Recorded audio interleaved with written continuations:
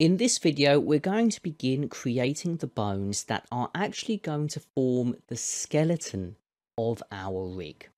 So what we're going to do is we're going to go into edit mode for our armature.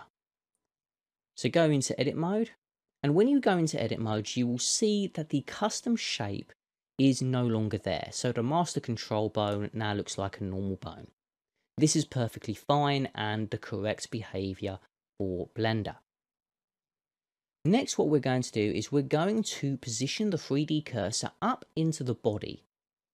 So we're going to go with the cursor tool, go to view in the side panel, and just increase the Z value. Hold down the shift key to make it easier to adjust the positioning of your 3D cursor. I'm going to use a value of roughly 0.8, which is about halfway up my model. If I zoom in here and perhaps pan my view a little bit, the idea is going to be to create my second control bone, which is going to start here and come down here. Now I'm going to hit Shift and A while in edit mode. This is going to add a new bone. There aren't any other options here. You just create a new bone when in edit mode for your armature. The head of the bone is always going to be selected. So the standard bone, which is an octahedral bone, has a head and a tail. And actually they all do, but it's most visible on this type of bone shape. So the head is where the shape sort of comes in to this circle, and it's thickest at the tail. What we're going to do here is we're just going to hit G, then Z, and just move this bone down to here. Let's hit the period key on our number pad to zoom in on our selection. This bone right here is going to be our hip control bone. So we're going to name it as such. Naming bones is very important, perhaps even more important than the naming of your actual objects. So every time we create a few new bones, we're going to go here and rename each bone. This is our hip control bone. So type hip control.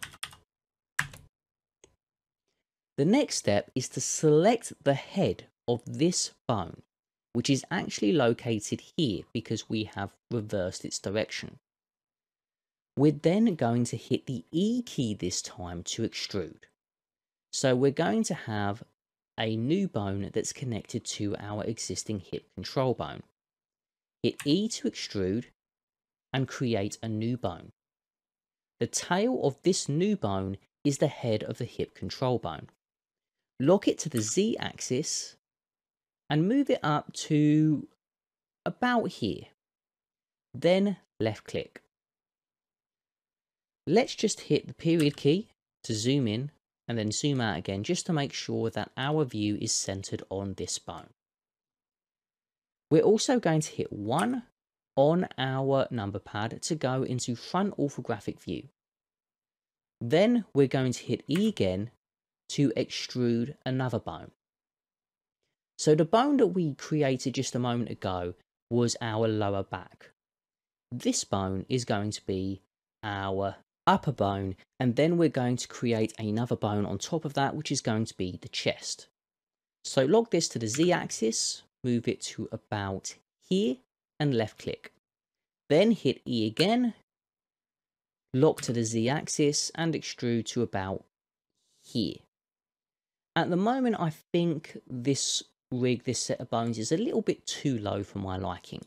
So if you get a set of bones that you want to move all at the same time, you can do so by pressing the L key on one of those bones. At the moment, these bones are not directly connected to the master control bone, so we can use the L key to select these bones and move them. So I'm just going to lock them to the Z axis and just move them up to about here. Then I'm going to press 3 on my number pad, and I want to extrude the neck, but before I do that, I think I need to move these bones back a bit. So hit G to move them back, and we're going to move them back on the Y axis to about here. Then select the head of this bone here and hit E to extrude. Now this time, because our neck is moving forward, we're going to do the same with the neck bone. So position it about here, and then extrude one more time to create the head bone. Now it's a process of naming each of these bones. So we already have the name for the hip control bone, but each of these will have the name hip control and then a number. So hip control.001, .002, etc. These names aren't any use to us, so we're going to select this bone here, make sure you have selected hip control.001, and call it lower back.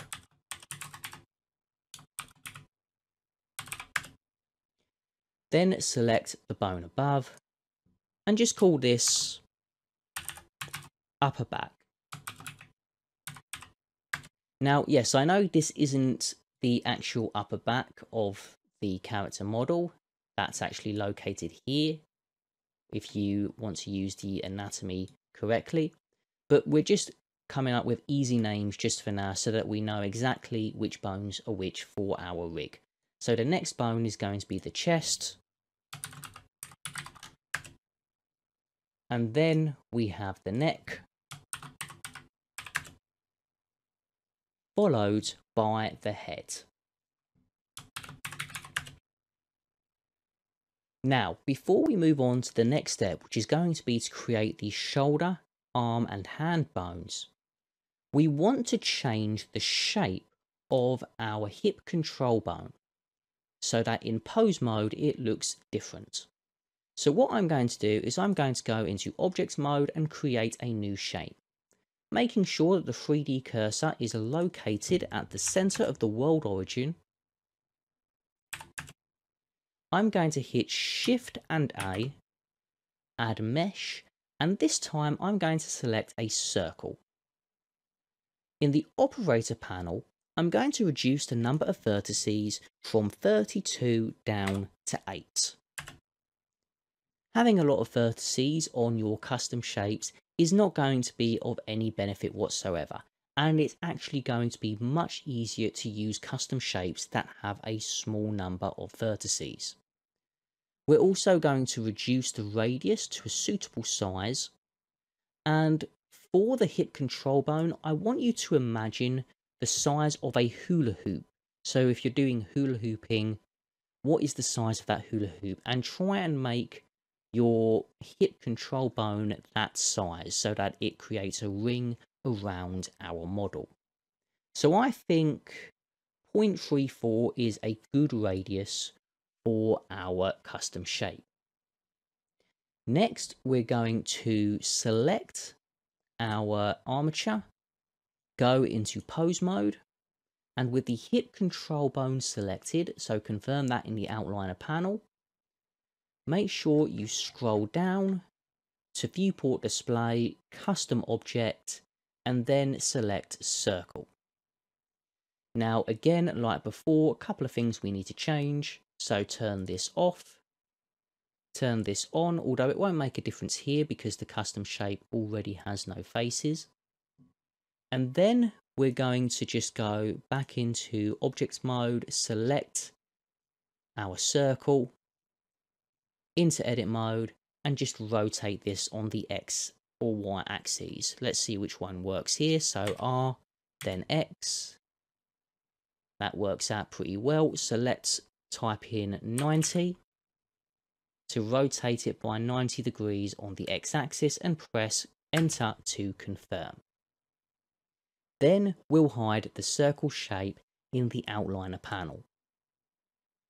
Go into object mode and select your armature and just confirm in pose mode that it all is set up correctly.